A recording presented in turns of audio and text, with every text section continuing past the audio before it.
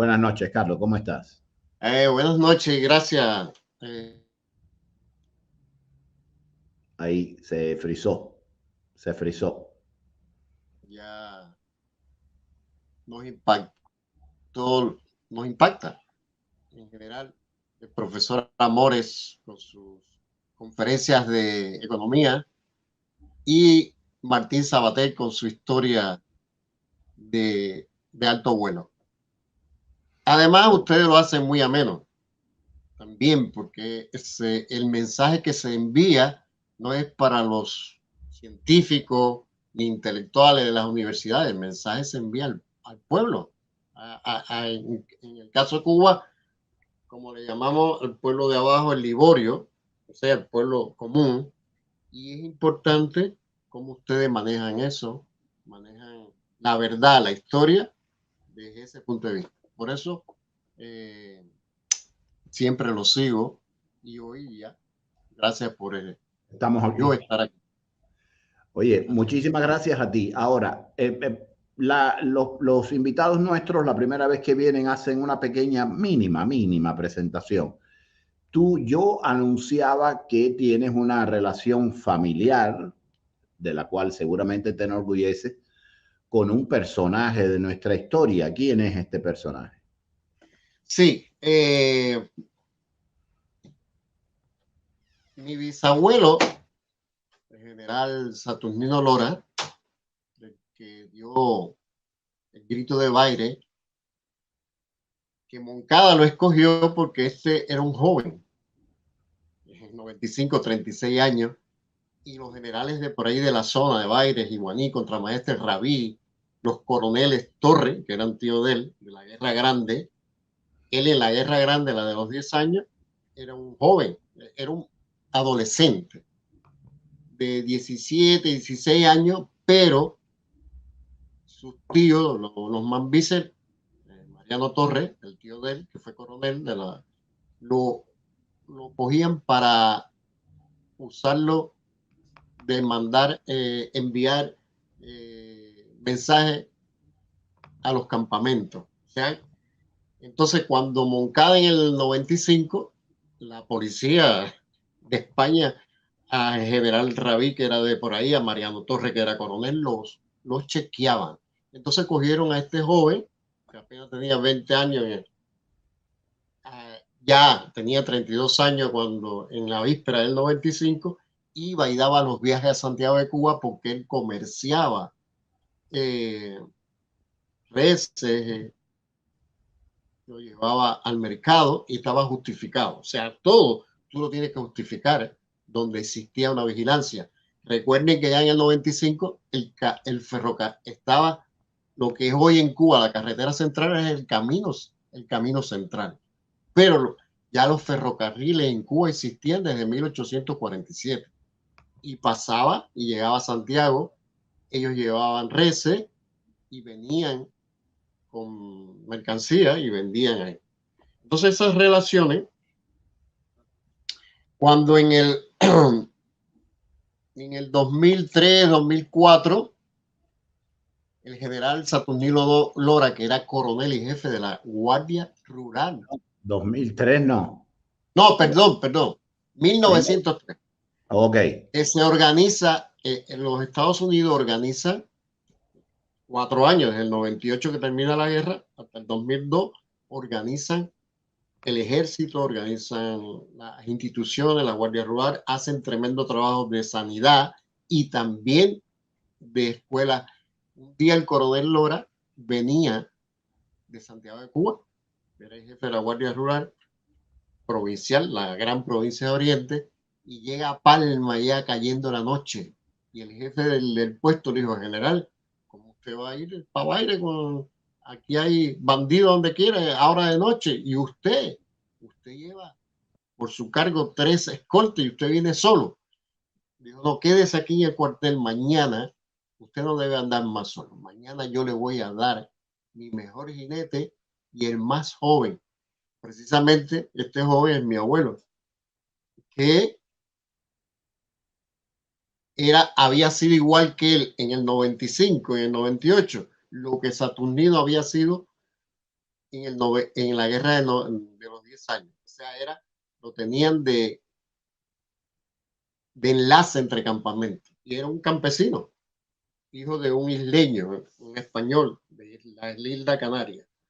Entonces este muchacho, al otro día él se queda y sigue para Baire y se quedó con él. Hago esto porque entonces él se casa con la hija Ernestina, se casa con, y así queda el vínculo en la casa. En la finca Tejamaní en Baire, que fue un nido del movimiento 26 de julio y de la Acción Revolucionaria Oriental de Fran País, porque ahí se reunía todo el 26 toda la Acción Revolucionaria Oriental primero de Fran País, y después se convirtió, Fran unió eso el 26 de julio, que el jefe del movimiento 26 de julio en Baile era el capitán René Pacheco, el segundo de Celia Sánchez, y que organizaron la Oficina de Asuntos Históricos del Consejo de Estado. Se llama de la Revolución, hoy se llama el Consejo de Estado. Ese es ese vínculo. En esa finca de Lora también se reunía la gente el 26 de julio o Acción Revolucionaria Oriental de Contramaestre Mafo, que el jefe era el capitán Olo Pantoja, que muere en Bolivia. Olo Pantoja Tamayo, primo hermano de mi papá, porque la mamá de Olo Pantoja era primo hermano. Se frizó. Se El frizó. golpe, cuando Batista da el golpe de Estado, mi tío Juan José Otero, dueño de la finca San Isidro, se vincula, ya estaba en el Partido Ortodoxo, y vincula a su cuñado, que es mi padre. Él tenía 30 y pico años en el golpe de Estado, y mi papá era un joven de 19 años, pero ya era papá ya. Este, este muchacho en esos días me tuvo a mí, con su hermana menor, Violeta. Entonces, en esa finca San Isidro, viene después del golpe de Estado, este muchacho, Fran País, que había organizado los estudiantes de Santiago de Cuba, con Pepito Tey y una serie de pleiades revolucionarios, estaba una tía mía, la doctora Nivia Ríos, que estudió pedagogía, pero después se cambió para psicología. Hizo un libro de Saturnino Lora, que más adelante lo vamos a hablar. Además, entonces estaba vinculado alrededor de mi familia, alrededor de Fran, habían 3 personas vinculadas, 4 de mi familia. Mi tío Juan José Otero, el dueño de la finca. El dueño de la finca era mi abuelo, pero se la dio a él porque era el más joven y ya él era una persona muy mayor. Mi tía Nivia, que estudiaba en la universidad con Fran, una tía más, Nelia, y mi padre, que era el ayudante del camión de mi tío. Mi tío ya era un hombre de 30 y pico años y él era un joven de 21 años. ¿Qué sucedía en la finca San Isidro, el Cañón, Puerto Niato, a 17 kilómetros al norte de Santiago de Cuba? Ahí se recogieron, ahí se practicaron tiros los asaltantes del 30 de noviembre, o sea, los que asaltaron a la delegación marítima o la policía marítima para apoyar el desembarco del Gran Maíz. Estaban las armas y ahí, esa era una finca que se llama el Cañón porque el río que corre paralelo hace un cañón. Entonces, la comarca esa le dice el cañón por ese hecho geográfico, geográfico y hidráulico. Y las armas que se recuperan del 30 de noviembre, del ataque a la marítima, a la delegación marítima de la Policía Marítima de Santiago de Cuba, precisamente para que se entretuvieran y pudiera desembarcar el Granma, que vino 2 días después de atrás. Se recuperan y van a la finca. Este hecho, hoy la finca tiene un museo, se llama el Museo del Cañón, donde están todas las historias, estas que estoy contando, incluso el camión que usaba mi tío para vivir él, se lo había regalado su abuelo, su papá, mi abuelo, pero que lo usó para todas las actividades estas revolucionarias que vamos a ver en qué usó ese camión, ahí están. Y además la finca es un campamento de pioneros, Fran País también. Esa finca es de 160 hectáreas, unas 11 caballerías. La primera de adelante es de frutales, ganadería, y atrás es de ancho 2 kilómetros y de profundidad 7 kilómetros, todo veracaña. Mi abuelo era un asturiano muy, vino a principios de siglo y luchó, hizo una familia. A sus hijos los dejó, a mi tío con su camión, al otro el mayor Alfredo con una bodega en Santiago de Cuba y al más chiquito de los varones un camión en Palma Soriano. Mucho. Ahora, perdóname un segundo. Tú me hablas de Fran. Fran originalmente no era del movimiento 26 de julio. No, Adelante.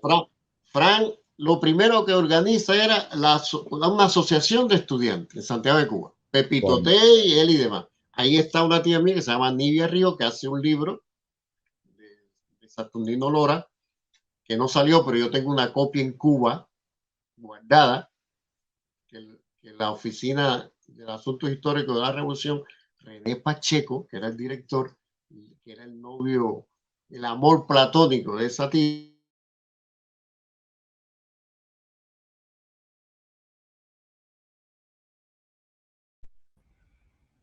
De vez en Pero cuando. Fran, Okay. después de esa asociación Espérate, de dame un segundo. estudiantes, Dame un segundo. llega Espérate, el cuartelazo de...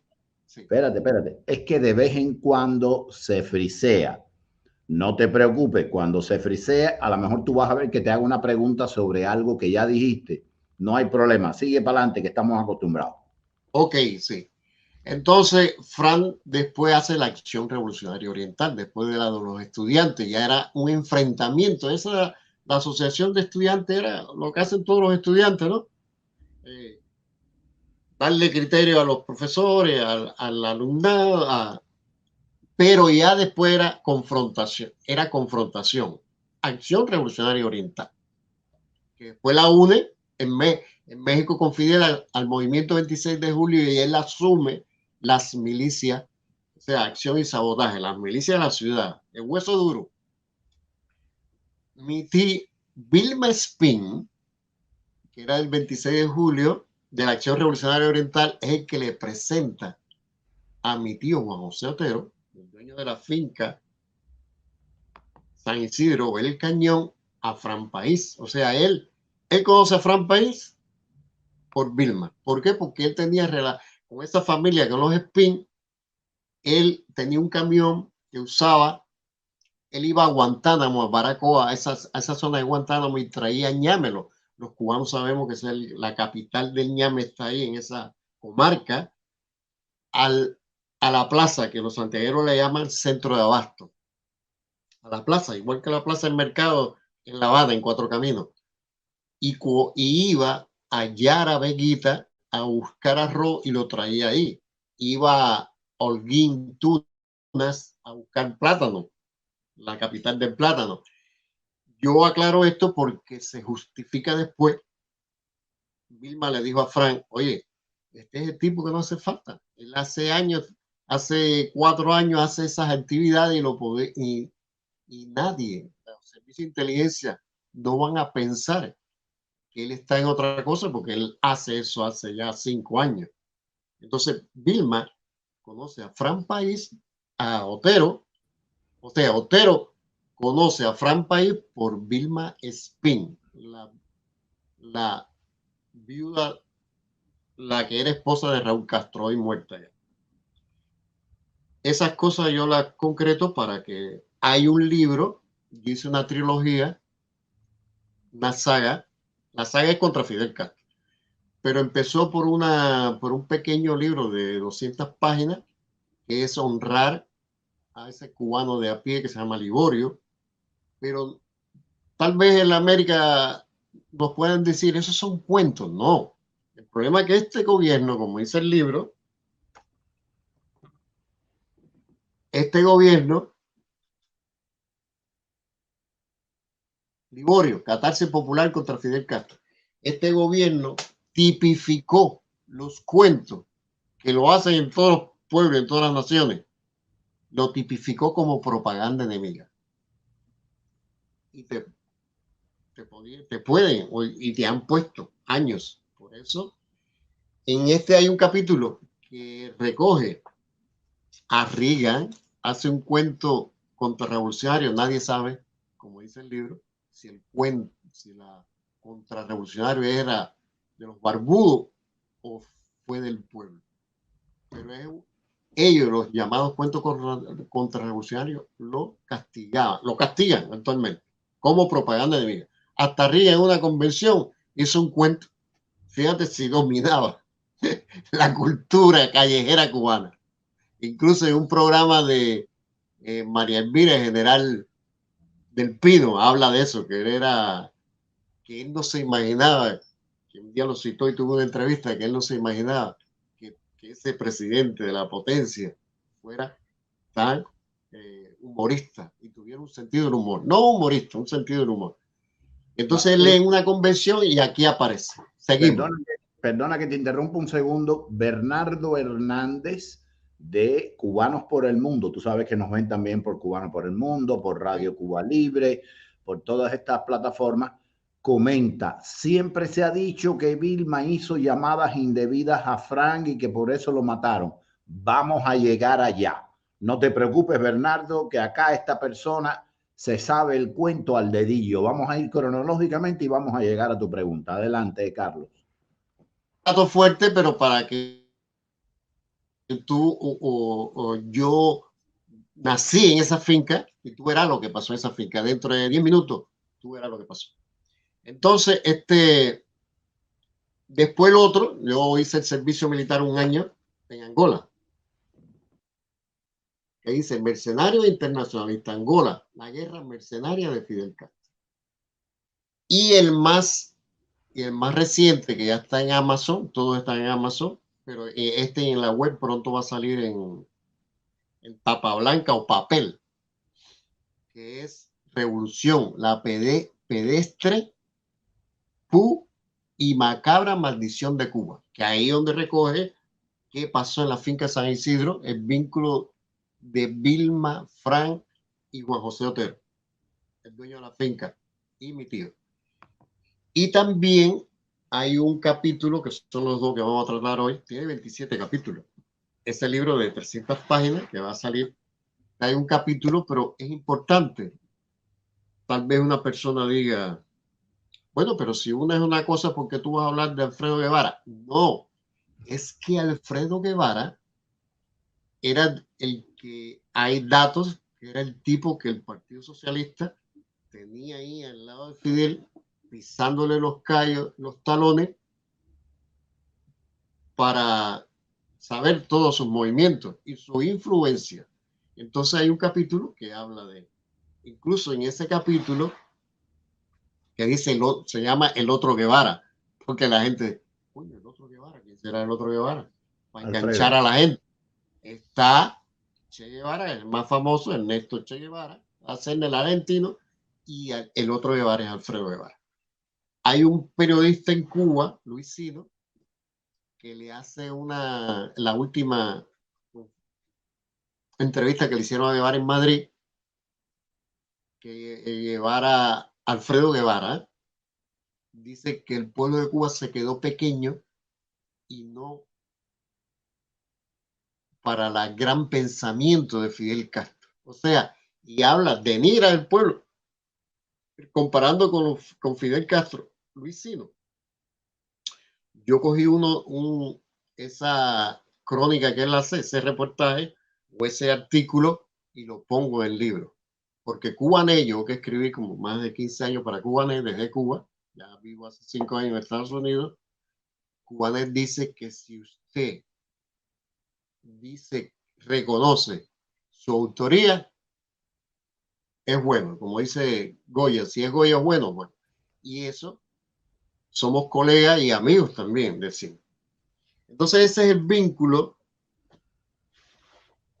El pequeño libro que hoy vamos a dar 2 capítulos nada más, el primer contrarrevolucionario empieza así y termina la subasta del Gran Sin Casa. Esa es la historia política del presidente Adeo, Miguel Mario Díaz-Canel. Miguel Mario Díaz-Canel termina este ensayo. No, él discutió con dos tipos, los que deciden en Cuba, principalmente Raúl Castro, Chao Ventura y Ramiro Valdés, y los huesos duros del segundo frente son los generales que tenían a quién iban a escoger para presidente de Deo. Ahí estaba Marino Jorge, pero los mismos generales decían chorro de plomo, porque era un tipo pesado, y tan pesado que era guataca. Incluso ellos mismos, en Cuba se dice que tú puedes ser todas cosas menos guataca. Ni chivato ni guataca. Decían los periodistas Mario Cuchilán, Jorge Mañac, de sus libros. Y entonces él se dirigía en la Asamblea Nacional, en la Asamblea Nacional de Poder Popular, decía, yo se lo dije al general. El general me dijo, eso era en vivo, porque yo me disparaba a todas esas asambleas porque yo hacía periodismo en Cuba. También el otro era que estaba discutiendo con Canel, era Lázaro Espósito, el primer secretario del partido en Granma, que después lo pusieron en Santiago y le dieron de baja en diciembre del 2021 porque apoyó la expresión del jefe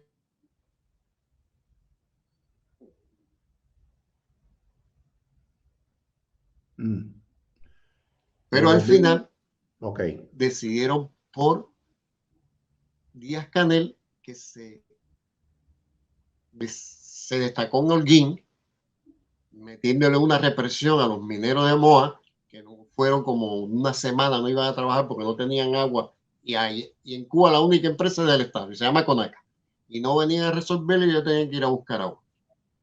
Como el partido chequea la principal de Holguín y una de las principales de Cuba es las minas de níquel y de cobalto, él se apareció allá con las tropas especiales, las tropas de un batallón de las 50-50 de Mangos de Baraguá y los boinas negras policías.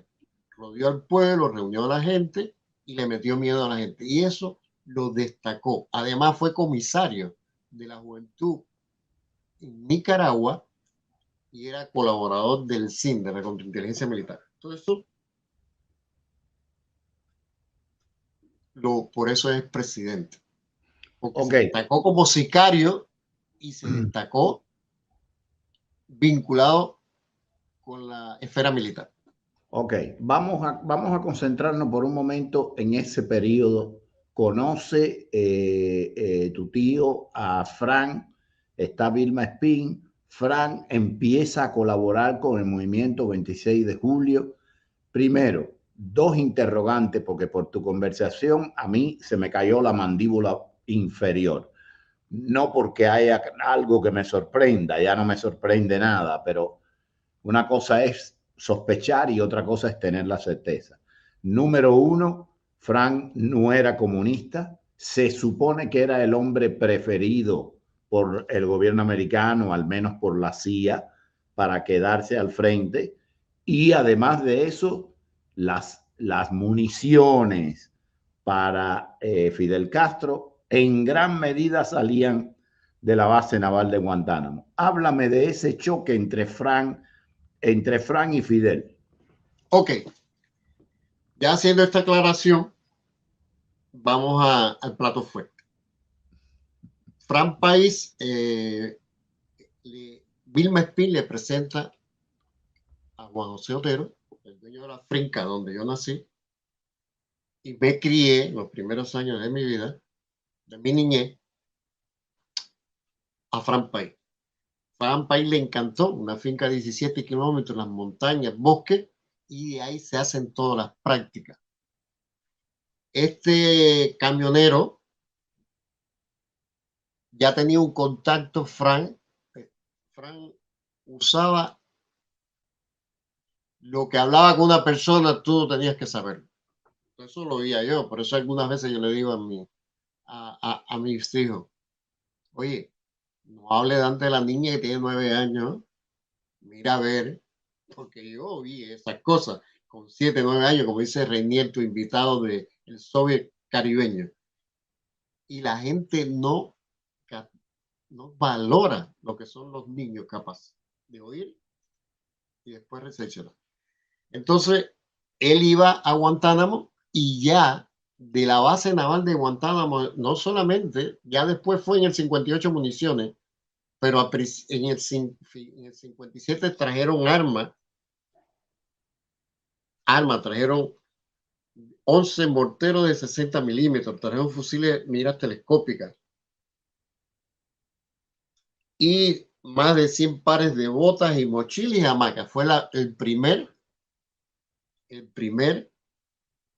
gran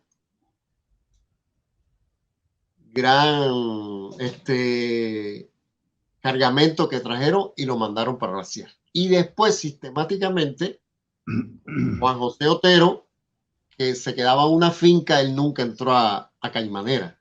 Y ya le tenían 1, 2, 3, 2 sacos de municiones sistemáticas. Pero fue lo que siguió hasta que tuvo que alzarse en abril del 58, cuando la huelga, ya tuvo que ir para el segundo frente con Raúl Castro. Ahora, es importante que sepamos, y tú me dices si me equivoco en esto. Hay tres posibilidades que pudieran justificar este envío de armas primero y después de municiones de la base naval de Guantánamo hacia los delincuentes de Fidel Castro. Número uno, que el gobierno americano haya dado la orden y que haya sido al más alto nivel. Ese es un escenario. Segundo escenario, que un oficial americano corrupto haya dicho me voy a buscar 20 pesos y es un escenario. Y el número tres, y César Reinel me dice que está investigando el alcance del Partido Comunista en Oriente ahora, es decir, que no se atreve a asegurarlo, que haya habido una célula clandestina del PSP dentro de los trabajadores cubanos en Caimanera, en la base naval, y que hayan logrado corromper o no corromper, incluso chantajear, convencer, influenciar a algunos oficiales americanos para que dejaran que esto ocurriera. Es decir, y pagar, y pagarle. Y pagarle. Yo veo solamente tres posibilidades, yo no veo Sí, más no, ninguna posibilidad.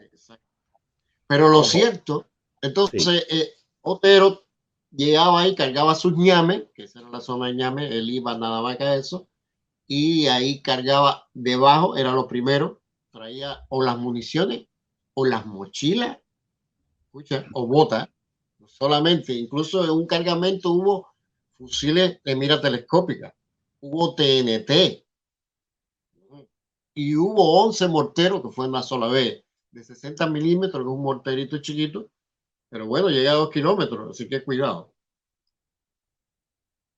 Y así sistemáticamente eso se quedaba en la finca.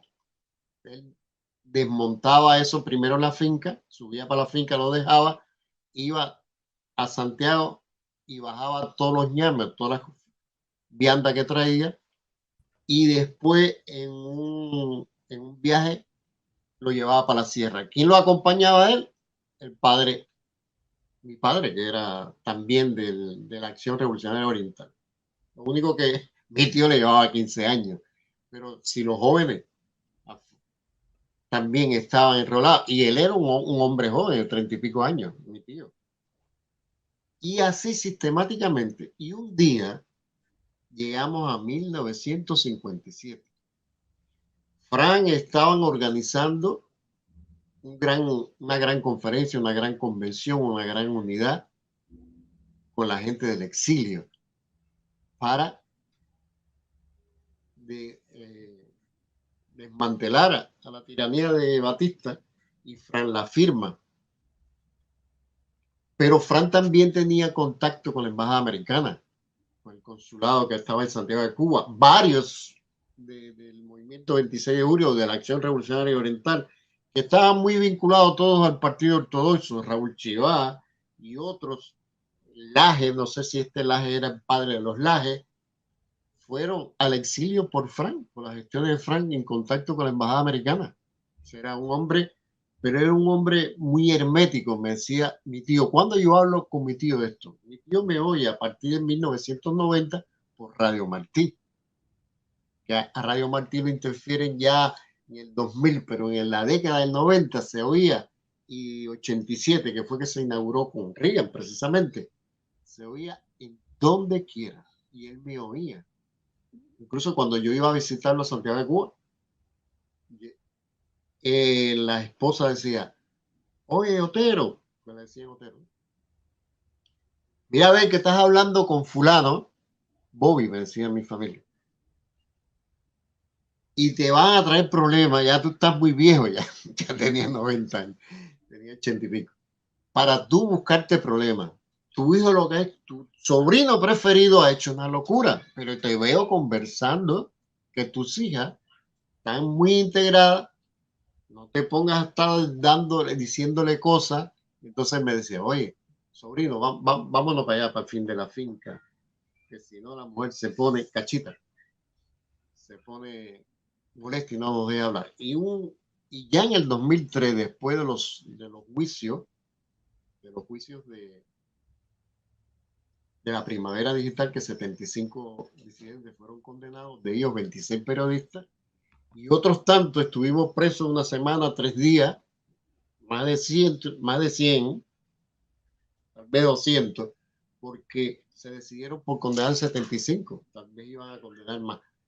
Y entonces me dijo, ya él estaba ahí, yo debía ser general, o sea que ya él, no era porque me oía por Radio Martí, ¿no? Que él lo pensaba hace rato. De ahí yo debí ser general. Mira la casa que tengo a la salida. Después le dieron una casita ahí de ladrillo a la salida de Santiago de Cuba antes de pasar a la cárcel de Boniato. Y le vendieron un Porky y se lo regalaron. Porky chiquito que no cabía a la mujer porque era gordísimo. Y entonces ya él, entonces me hace la historia eso. Me dijo, mira, Sonia, te voy a decir una cosa. Conversamos muchas cosas. Y esta gente, para tumbarlo, tiene que hacerle lo que le hicimos nosotros a Batista. Eso de los derechos humanos. Y entonces mi tía, yo le decía a mi tía, ¿no? La mujer cachita lo oye y dice, oye, mira, a ver lo que tú le dices, estás loco, estás más loco que él, porque toda esa gente de los derechos humanos son unos locos. Y entonces me decía, esta gente, hay que hacer lo que se le hizo a Batista, el callata en la carretera para que no caminen. El síndrome de Máximo Gómez a las cañas, todo el mundo sabe lo que hacía Máximo Gómez, ¿no? Y Martín, y Maceo. Eso es lo que hay que hacer. Porque no con los derechos humanos, oye, como ya estaba él. Y entonces yo le dije, mira, vengo porque yo pensaba venir en el 2004, que no pudo ser, pienso ir, me dijo, te voy a decir un secreto. Yo conocí a Frank por Vilma Espín y me hace el cuento que ya hice aquí, que él tenía relaciones con los Espín. Y un día, en junio, principios de julio del 57, a Frank lo matan el 30 de julio del 57. A principios de julio, a mediados o finales de junio del 57, Frank le dijo a Otero, ¿qué le decía en el taxi?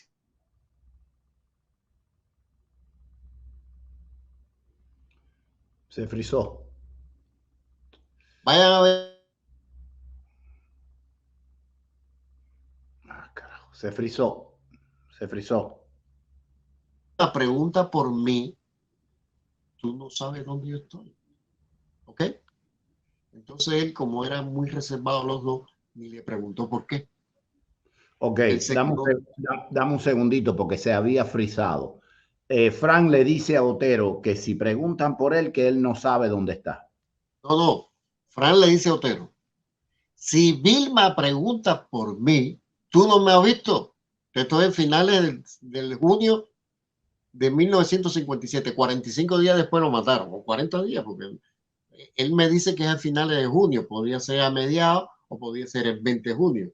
Si fue el día 15, 45, y si fue el día 20, 40, no importa. La cosa es que se lo dé. Y entonces él no le preguntó, Otero no le pregunta, ¿por qué tú me dices eso? Porque ellos tenían esa disciplina. Él era el jefe y te confiaban en él. Yo voy a buscar armas, nunca le preguntó, chico, ¿quién es que recoge las armas en la base? ¿Con quién usted? Tampoco le preguntó. Lo cierto es que sí era la base. Incluso de Curré hay una nota que lo reconoce. Fíjate. Entonces ellos hacen así. Él se quedó frío. Pero 10 finales de junio, el 30 de junio, matan a Josué, que es el Josué País, el hermano más pequeño de Frank. Lo matan. Y el día 10 de julio, por ahí, Vilma Espín se le apareció con Carlos Iglesias, el comandante de Nicaragua del segundo frente. Hijo Enrique Luzón. Antonio Enrique Luzón Batlle. Antonio Enrique Luzón, un camionero de San Luis, que ellos eran amigos y compañeros del mismo trabajo, eran camioneros, hacían.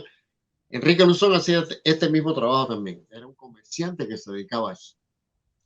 Y entonces se apareció a la finca y le dijo, pero por orden de Fidel y de Raúl, la comandancia, Frank nos ha traicionado y tú sabes lo que es, no hace falta decir que hay que asesinar.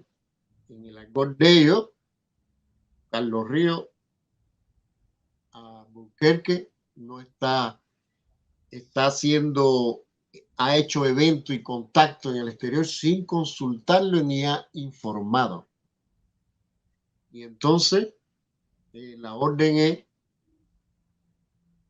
inventarle un viaje a la Sierra Maestra y asesinarlo y matarlo. No usaron la palabra asesinar. ¿Dónde? Aquí en tu finca. Si la finca tenía vivían nada más que dos casas, la de él y mi abuelo atrás, donde yo pernotaba con mi mamá. Y entonces él se quedó frío. Él más nunca vio a Frank desde junio, desde mediados de junio no lo vio. Nunca lo vio. Y después sucedió el 30 de julio lo que Ahora, sucedió con Frank, que lo mata. Espérate un segundo. Tú me dices del 57, me estás hablando. 1957. Correcto, está bien, porque la llegada el 30 de noviembre del 56 había sido el alzamiento en Santiago, el Granma llegó atrasado. Ok, casi un año después estás hablando tú. Casi un año después. Ok, adelante. Sí. Bueno, no, 8 meses, ¿no? Porque el 30 de noviembre. Sí, más o menos, 56, 8, ok, 9. Sí, de eso no tiene que ver. Entonces, ellos, sí, pero ya ellos estaban, fíjate, el Granma llegó en noviembre, el 2 de diciembre. 2 de diciembre. Pero ya, sí, del 56, pero ya ellos desde febrero, que es el primer contacto, el 15 de febrero del 56, contactan en la finca San Isidro, llevan armas y empiezan a hacer práctica porque el Granma se retrasó, pero Fidel quería venir antes. Y que coincidiera con el alzamiento de Santiago para distraer a las fuerzas. Exactamente. Que después se corrió para el 30 de noviembre, pero él quería venir en mayo en mayo del 56, ya desde febrero 15 van las primeras armas para la finca San Isidro y empiezan la gente del 30 de noviembre, Pepito Tey, Vilma Espín, Fran Paía, a hacer práctica. Fíjate, tuvieron 8 meses hasta noviembre, acumulando armas y haciendo práctica de tiro. No podían ir 20 personas, pero iban de grupito en grupito. 10 le tocaba este fin de semana, el otro fin de semana le tocaba otro grupo, el de Pepito Tey, el otro fin de semana le tocaba a Vilma Espín con su grupo, el otro fin de semana le tocaba a Frank, y así, porque no se podían reunir 40 o 50, aunque todos lo justificaban. Como dicen los orientales, asaban un macho ahí en la carretera, frente a la carretera, porque la casa está ahí pegada a la carretera San Luis, Santiago, y quedaba todo como fiesta y estaban en el ambiente que era un fiestero. Y los orientales, en sentido general, les gusta justificar cualquier fiesta, pasar macho y comer chicharrones y tomar el Bacardí, que era santiaguero y Fidel los quitó. Y, y entonces lo justificaban. Oye, esta gente, los hoteles, y tan pesado que es el viejo Otero, José Otero, mi abuelo, porque era un asturiano que no se ría ni se reía con nadie. Fíjate que cuando le decían gallego se ponía bravo. Dice, óigame, usted me ve con la feta. Yo soy asturiano. Se ponía bravo, pero era tremenda gente, porque no le permitía a sus trabajadores que los niños no fueran a la escuela. ¿Y por qué usted no lo llevó a la escuela? Decía Otero, el abuelo, el asturiano. No, Otero, mire, lo trataban con respeto y él también le decía a usted. Es que los zapatos, el niño, yo le voy a dar dinero para comprar los zapatos. Ah, sí, yo se lo compro. No, no, déjenme en pie que yo se lo compro. Usted se juega gallo fino y toma ron. Yo voy a comprarle al muchacho. Óyelo, como él cuidaba a los niños de sus trabajadores. Bueno, entonces retomando, ellos estuvieron desde febrero del 56 practicando tiros, acumulando armas que las traían y munición, las traían de la base de Guantánamo en parte y otras también las recogían con amistades. Y entonces, un año después, sucede lo que Fran País había contactado con el exilio y hacer una gran unidad, y estaban en eso, y a Fidel y a Raúl le cayó muy mal. Entonces veían a Fran como un tipo que le estaba discutiendo el poder porque ella le estaba en eso. Claro. Tal vez el asesor de Fidel del Partido Socialista, no sé quién era en ese tiempo, pero acuérdate que en septiembre del 58 Carlos Rafael Rodríguez Sube.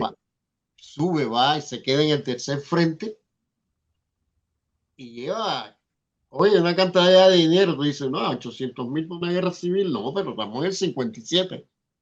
Eso ahora debe ser, no sé, 80 millones, tal vez. Multiplícalo por 10.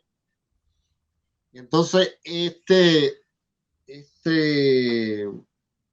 suceso, él me lo dice ya en su ocaso, porque él muere en el 2009, ya aburrido, y se sintió que oye, en realidad dio su finca, recogió armas,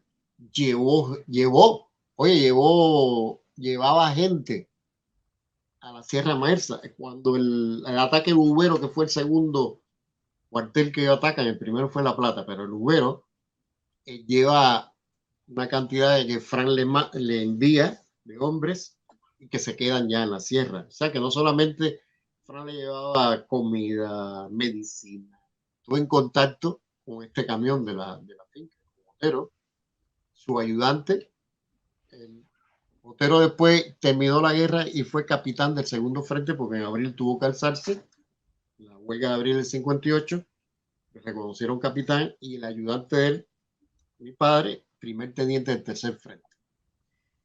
Y ellos eran los que mantenían, había otro capitán que era Luis Olazábal, que mantenía en contacto con Frank, con Fidel también, por otro vínculo, que aparece en el libro porque el hermano del pequeño de 16 años.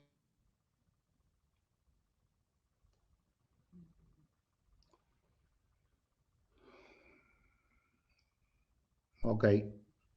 Y le hizo un juicio sumario y lo fusiló. Eso está en el libro también.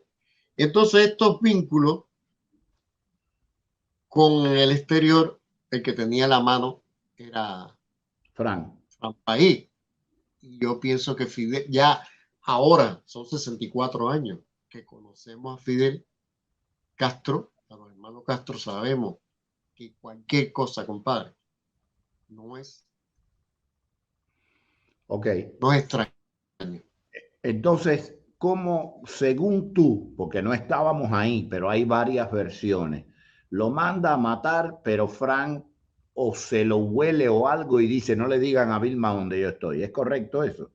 Ah, correcto. Fíjate, me falta una cosa. Hay una persona que murió hace poco en Miami, que era del Centro de Telefonía de Santiago de Cuba, que era el 26, y ella hace un libro. Y ella sabía, y su vínculo era precisamente con Vilma, porque Vilma era en el 26 de julio los contactos con la clase trabajadora. Oye, eso era el Partido Socialista Popular el que manejaba los trabajos con la compañía eléctrica, con la compañía telefónica. Era ella la secretaria de eso, vamos a decir. Ella era en el Aro y después el 26 de julio, con la gente de los tenientes Frank, ella era ella. Y entonces ella hace una llamada que hace Raúl Pujol el 30 de julio de 1957, le dice a la mamá, ponme a Fran Pay, dice esta señora en el libro, ponme a Fran Pay, por favor.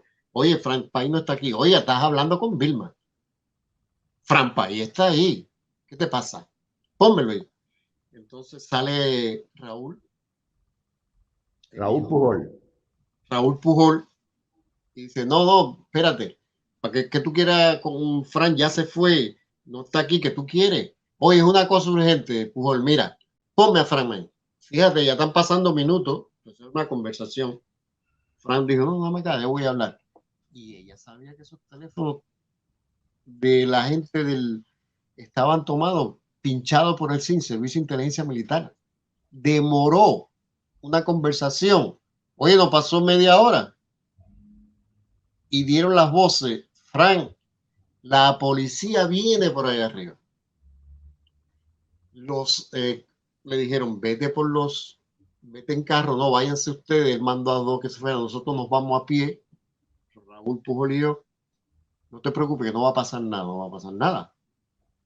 Lo identificaron y esta señora dice que ella está en su libro, que ella está convencida que fue profesor, porque que tenía que ella establecer una conversación de 3, 4, 5 minutos cuando ella sabe que esos teléfonos estaban pinchados. En aquella época todavía había el teléfono de plug, eso que una operadora ponía el plug. Sí. Es decir, más testigos, más gente oyendo, más fácil tomarlo todo.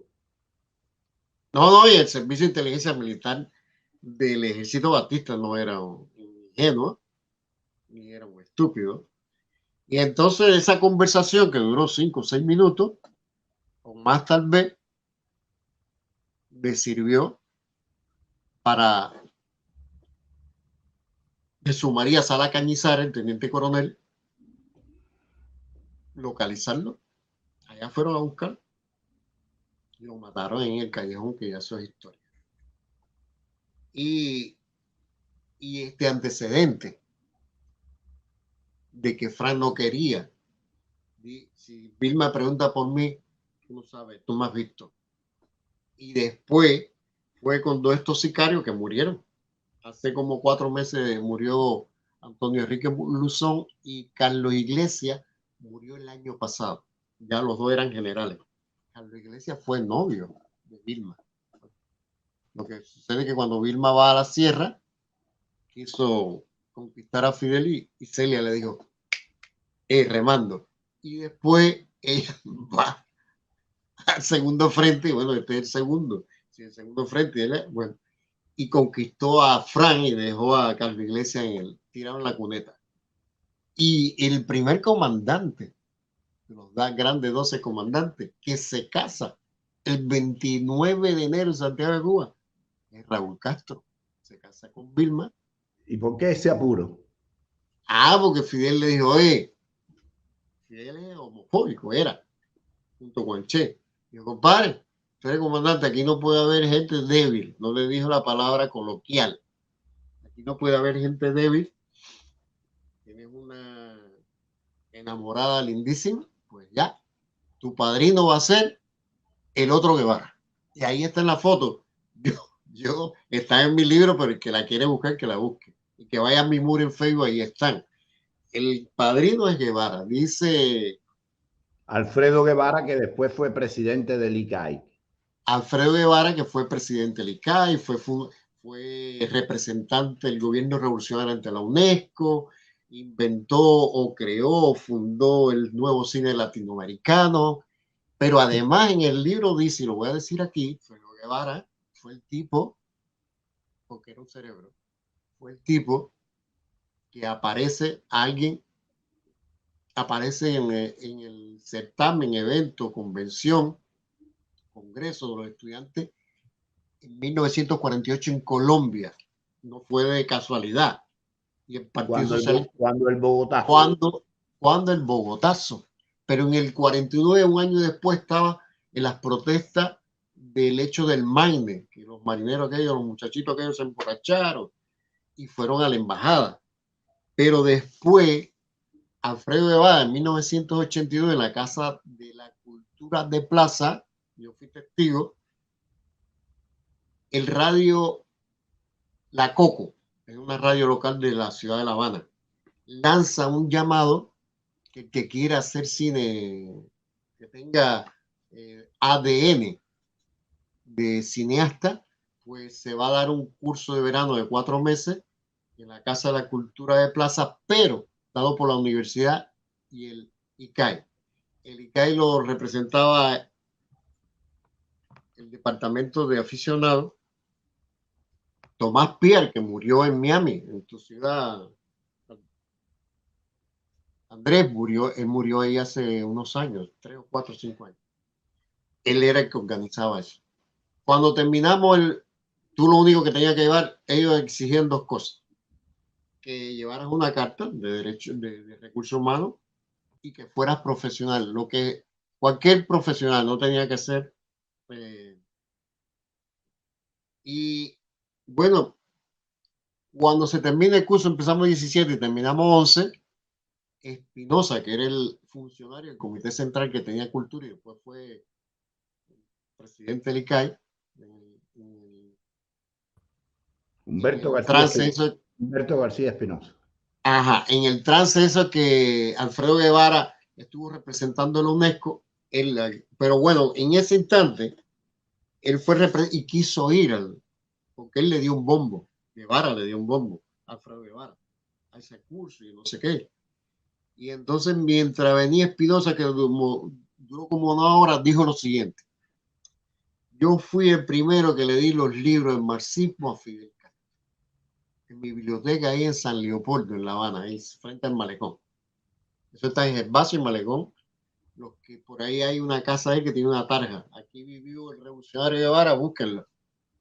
Y entonces él y a Raúl, no es casualidad que en enero del 53, 5 meses antes del ataque en Moncada, hay otro evento de estudiantes en Helsinki por allá. Va Raúl Castro y va Guevara con Raúl Castro. ¿Viste? Y la mamá decía Guevara en ese conversatorio esperando a Espinosa, y la mamá decía: oye, ¿dónde está Fidel? Se ha perdido hace 2 semanas, seguro que te han metido un lío. Y era muy regado, él decía que era muy regado porque le rompía las hojas, lo que se estudiaba, y él hablaba bien porque dice que Fidel, decía Guevara, esperando a Espinosa, que tenía un...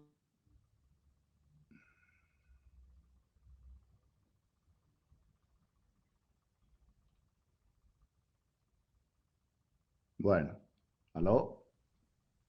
No es casualidad. Ok, te estás frizando. Hay algo que se frisa aquí. Vamos allá. Se parece, yo te oigo, esto se parece a que Osvaldo Sánchez, en toda la foto del 59, está al lado el jefe de la KGB del Partido Socialista Popular y agente en el Caribe, estaba al lado de Camilo Cienfuegos. Mío, qué casualidad.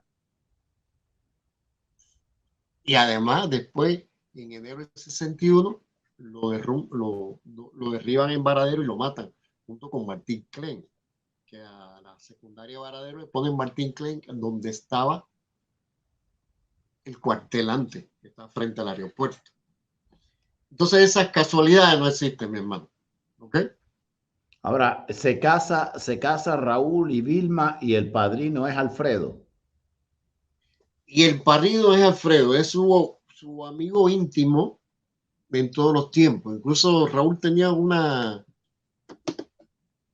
pernotaba, hacía turismo playero en Guanabo.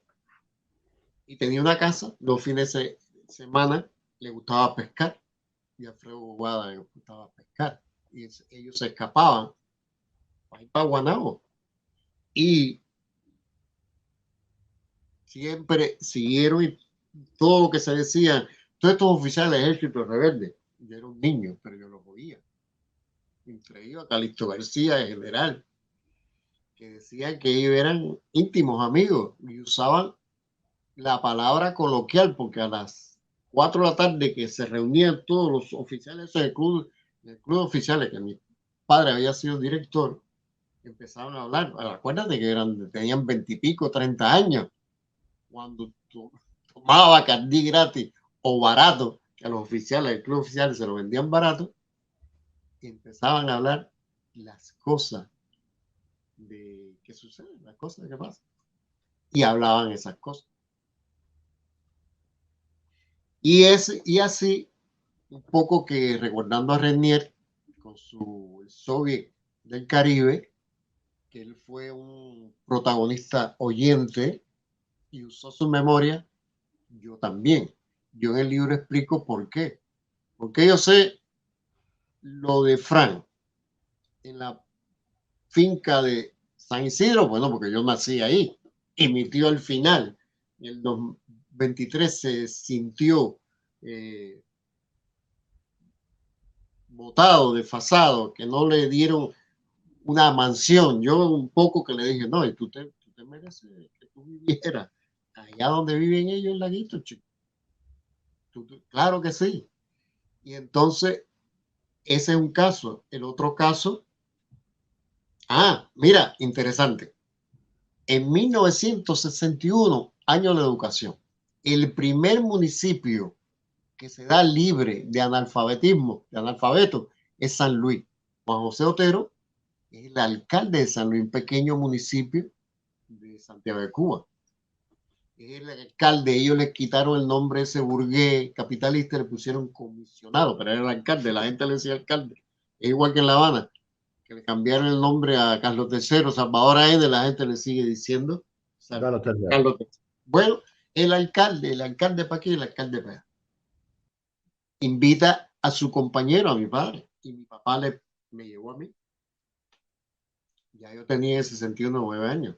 Y le pregunta, ven acá, Otero.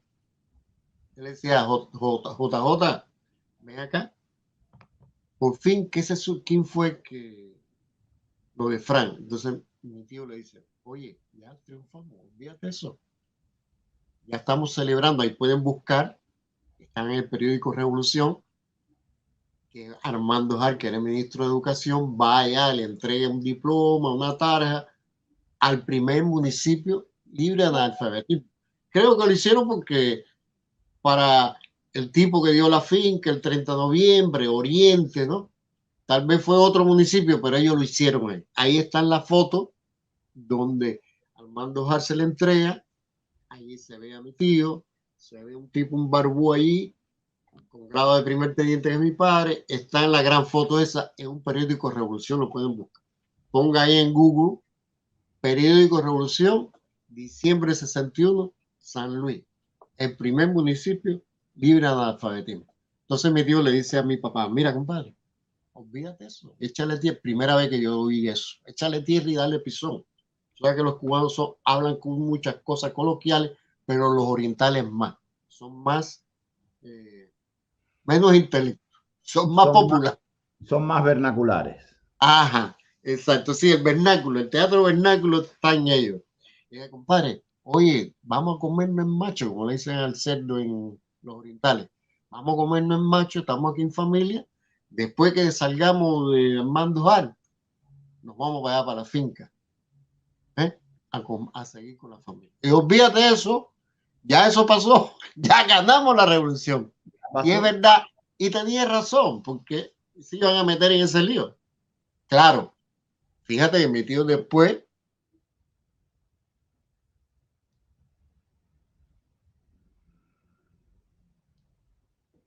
Ajá. Y 3 más, 43 menos 1, porque fue en 61. 42 años después me dice lo que ya yo conté aquí. que Vilma dijo, oye, dice Fidel Raúl, que Fran traicionó y hay que silenciarlo. Y estos dos tipos que yo traigo aquí vienen a eso. Hay que inventarle un viaje a la Sierra Maestra, y como tú eres el taxi aquí, y no pasó nada.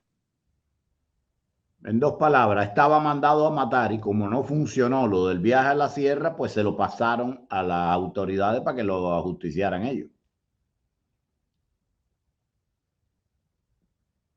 ¿Sí? ¿Aló? Vilma tenía dos sicarios, que era Carlos Iglesias, el comandante de Nicaragua, su exnovio, o novio, en ese momento era novio, y Enrique Luzón, el camionero de San Luis. Estaban en eso. Lo que pasa que ella no dio con él, porque él se la olía. Él se la olía. Y después, nadie sabe eso, si nadie sabe cómo ella supo. No, ella le estaba pisando los talones. Supo que estaba acá Raúl Pujol. ¿Tú comprendes? Ella lo supo. Ah, mira, otra cosa más. En abril de 1958 se hace la columna 16 de Belarmino Castilla Más, ahí en la finca San Isidro. De ahí parten y se reúnen con Raúl, que venía del primer frente a hacer el segundo frente. Es decir, que también la finca tiene esos hechos históricos y que yo un poco fui protagonista de oyente, pero después ya cuando adolescente los oía también. Porque esos 20 y pico años que tenían los muchachos ya, o 22, 23, bajaron con 22, 23, 24, se veían tenientes de 24, 25 años. 5 años después, ya yo tenía 14 y ellos tenían 30 y seguían hablando a Albuquerque de todas las cosas. Cuando tomaban, hablaban. Claro, yo tuve la ventaja que mi papá me recogía en la escuela a las 4 de la tarde, porque era el director del club oficiales, y después me llevaba a las 8 para la casa, y ellos se ponían a hablar cosas y cosas. Mira, yo creo que esto es importante porque lo de Fran, tú sabes que siempre ha circulado lo de Fran, la historia de la llamada se ha dado con versiones ligeramente distintas, pero existe. Hay otra historia de que Vilma llama directamente a la policía. Es menos creíble que Vilma se vaya a quemar así porque no tenía necesidad, bastaba hacer lo que hizo y lo echó para adelante y hasta luego. Es importante que hayamos visto esto, que hayamos abordado el tema de la complicidad. Repito, señores, este programa no tiene la menor prueba de que el gobierno de los Estados Unidos, aunque no lo dudamos para nada, porque ellos fueron los que pusieron a Fidel ahí, vamos, y le dijeron a Batista que se tenía que ir, vamos a estar claros, ¿eh? Pero hay cosas y hay cosas. Nosotros no tenemos la menor evidencia de que a nivel de gobierno o de Estado Mayor de los Estados Unidos se haya dado la orden de abastecer de armas al ejército de Fidel Castro. No tenemos eso. Lo que sí está claro, porque ya no es la primera persona que lo dice, que de ahí salieron armas, municiones y habituallamiento, me aclara acá el amigo Carlos Ríos. No es que coge 10 cajitas de bala, no. Primero armas, entre ellos morteros, armas semipesadas y pesadas. Después municiones y habituallamiento. Entonces fue a la grande. Claro, esto puede ser por complicidad del gobierno americano. Puede ser un libretazo individual de 1, 2 o 3 oficiales corruptos que se hayan dejado sobornar y estuvieran haciéndolo. O número 3, que quizás el trabajo del PSP hubiera llegado a niveles que no sabemos todavía y que hubieran manipulado o, como decía uno de los amigos acá, all of the above, las tres cosas a la vez. También pudiera ser eso. será motivo de estudio y ahí les dejo la pelota. Todo el que esté Mira, retirado, por favor, empecemos a buscar, nada más que por el placer de saber la verdad y comprender de dónde venimos para entender mejor a dónde vamos. Dime, tú me querías decir. que ahí puede ser las 3 o las 4 variantes, pero la que sí hay una, que está claro que había una variante, que Fidel Castro, los hermanos Castro, se quitaron a Fran para ir de arriba, ¿ok? Ahí Sí, sí no hay duda, pero ahí hay otro ejemplo, que Marquito, Humboldt, Marquito era del Partido Socialista y lo tenían clavado ahí. La esposa, la primera esposa de Carlos Rafael, Edí García Buchaca. la buchaca, lo sabía. Y entonces ellos le crearon un ambiente como en Cuba, es una historia, una cultura machista, le crearon un ambiente a Marquito que era gay, que tenía celo y que por eso mentira, lo hizo porque lo mandaron a hacer. Oye, dile Aventura, estos muchachos, porque no eran ni del 26, eran la gente del directorio, Era de Ataca del, Palacio. del directorio. Dile Aventura que están ahí para congraciarse. Ya el Partido Socialista había dado 100,000 votos a Batista en el, 90, en el 40. Y Y era bueno, había condenado el asalto al Palacio Presidencial públicamente. y había condenado al asalto. No, y a 26 también, y a Seguro. Moncada. Y entonces lo que pasa es que al Moncada ellos se unen con Fidel porque ya Fidel está en la sierra. Y digo, coño, espérate, el directorio, vamos a mandarlo a matar, pero ya Fidel está en la sierra, vamos a acercarnos a él. Le mandan a Carlos Rafael, uno de la élite, Sí, no sí, era claro. cualquiera. Claro. Entonces, pero espérate, Osvaldo Sánchez se le apareció en México al movimiento 26 de julio, allá cuando estaba haciendo práctica. Y Osvaldo Sánchez tenía contacto con la gente, con los exiliados en Guatemala, que eran Nico López, Calixto García, la gente que había atacado a Carlos Manuel de Césped en Bayamo, que ninguno cogieron preso, ninguno fue herido ni nada, porque le tiraron los tiros desde bien lejos, los caballos se asustaron y ellos se asustaron más que los caballos, pero se pudieron ir. Allá fue Osvaldo Sánchez, el tipo que le estaba pisando los talones a Camilo Cienfuegos. Es decir, que ellos, como Fidel ganó la partida en el sentido que desembarcó, estaba establecido, y ellos dijeron, oye, espérate, este tipo puede llegar al poder. Entonces le inventaron a este muchacho para denigrarlo un poco, que era homosexual a Marquito con el caso de Humboldt 7 y que no era de para desvirtuar, ¿tú comprendes? Y como una sociedad machista quedó casi ahí, pero bueno, han pasado los años y hay un cubano por allá por España de apellido Ferrera, Carlos Ferrera,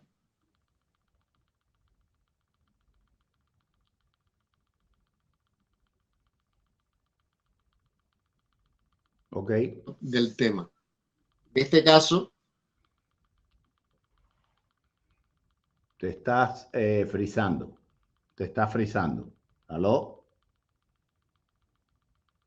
por 7 no fue una casualidad.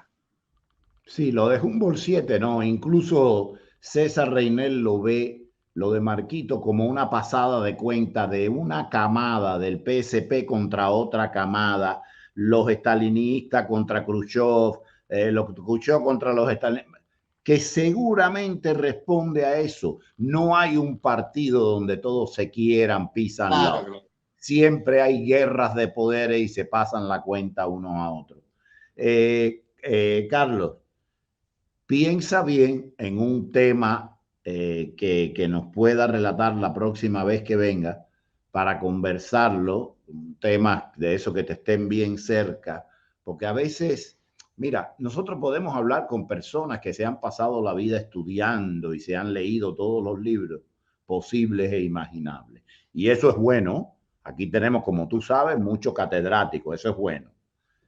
Pero al final tú estás, este catedrático, al que yo respeto y ante el cual me inclino, me está dando lo que él cree que sea lo más probable de lo que escribieron determinadas personas. Tú me estás dando lo que oíste, es decir, que si te dijeron una mentira fue porque tu padre te quiso decir una mentira. ¿Y qué ganaba tu padre a un niño de 7 años meterle un cuento chino? No tiene sentido. Tiene que ser que se le escapó, que te subvaloró y se soltaron la lengua delante de ti. Hasta luego. Sí. Oye, si yo, oye, oye, mi nieta tiene 9 años, la más pequeña, y es una lámpara. Yo todavía que estuve en La Habana, fui de los pocos que usaba la internet porque iba 2 veces a la embajada, a prensa, a la embajada norteamericana. Y no tengo esa rapidez. Claro, allí íbamos a pasar periodismo. No podía estar navegando. Pero era para que yo hubiese aprendido algo, ¿no? Oye, me pasa por arriba. Ella maneja todo. Entonces, los mayores creemos que los niños de 7, 9 años, César Reñer lo ha dicho aquí en tu programa, se creen que son. No, ojo con eso. Bueno, un abrazo fuerte, éxito No, con... me hiciste una pregunta que si algo para analizar más adelante que fuera No, no, muy... no. La Ah, pregunta es para ti, pero tú me respondes cuando, porque aquí no te voy a emplazar. Tú no, piensa con calma y me dices tal cosa. no te la voy a decir. Te la Ok, voy a decir. adelante, Para adelante. eso, para eso escribí el libro, Mercenario Internacionalista Angola, la guerra mercenaria de Fidel Castro. Vamos a Porque, hablar de Angola. mira, porque hubieron hechos, hay un abogado en tu barrio que es cubano, Alpizar, que él le dice a los opositores ya, oye, nosotros no creemos en eso, pero usted cada vez que violen una cosa, lleve y haga la denuncia y coge el papelito. Yo hice eso, para allá hizo eso. Para allá reunió, yo fui uno de los que recogí firma para allá. Para allá le demostró que era mentira su constitución 88A. Más de 10.000 firmas para hacer un cambio pacífico. Al revés, se convirtió en enemigo número 1 y después lo asesinaron. Y entonces lo que te quiero decir con esto, parece una contradicción, pero no, que los hechos de lesa humanidad no caducan. Y por eso yo creo que esto hay que, y sería bueno un día invitar a un abogado para que eso llegara a La Haya, lo que sucedió en Angola. Ahí están los lugares, la fecha, todo. De este libro hay dos oficiales altos que fueron testimonios, porque esto es una crónica. De ellos, Álvaro Prende. Álvaro Prende fue coronel y fue uno de los primeros pilotos que fue a Angola. Y después tú sabes que se le viró, hizo una carta pública en Radio Martí. Y yo hice la Asociación de Veteranos Independientes y una persona me dijo, chico, ¿por qué tú no vas a hablar en coronel Prende? Cuando fui allá, que vivía en Mendares, digo, oye, porque usted es presidente, porque yo no, que era un soldado ahí. Dice, oye, si yo presido eso, yo mañana me van a fusilar, chico.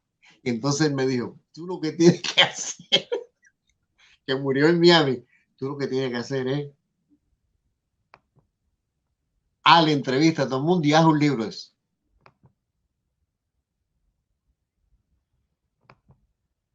Anda. Aquí, ve por el medio de la calle y mirando para atrás, no te pongas por lado las aceras, porque aquí en Mandares todos los que viven son oficiales de mi niño, de mi infar. Ya sabe que tú estás hablando conmigo. Entonces, él fue el que me dio. Te hago esa anécdota porque él fue uno de los testimonios de ese libro y hay un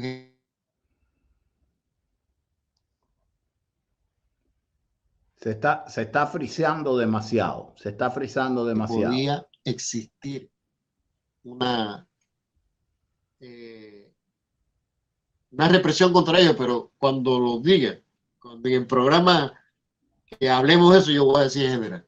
Y que haya la Ok. represión que haya, porque los nietos y los hijos de ellos, como dice el libro, ninguno fue. Fidel tenía 10 hijos varones y 3 hembras, porque la maestra conoce a la que vive en Estados Unidos, pero tenía 2 más y no los mandó. Y él dijo en el Carlos Mar el 10 de marzo de octubre del 75, conclusión del primer congreso del partido, que esa era una tarea de la juventud y de los revolucionarios. Cabrón, pero si tú fuiste que inventaste eso, ¿por qué tú no mandaste a 2 hijos? Porque ya tenían edad. ¿Prende?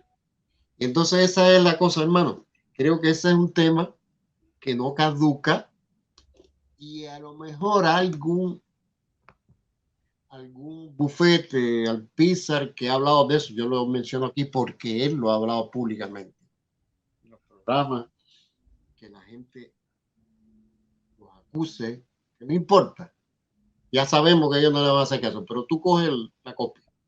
Y entonces, claro, a lo mejor él coge y le hace un expediente y se lo manda a la Haya. Ya.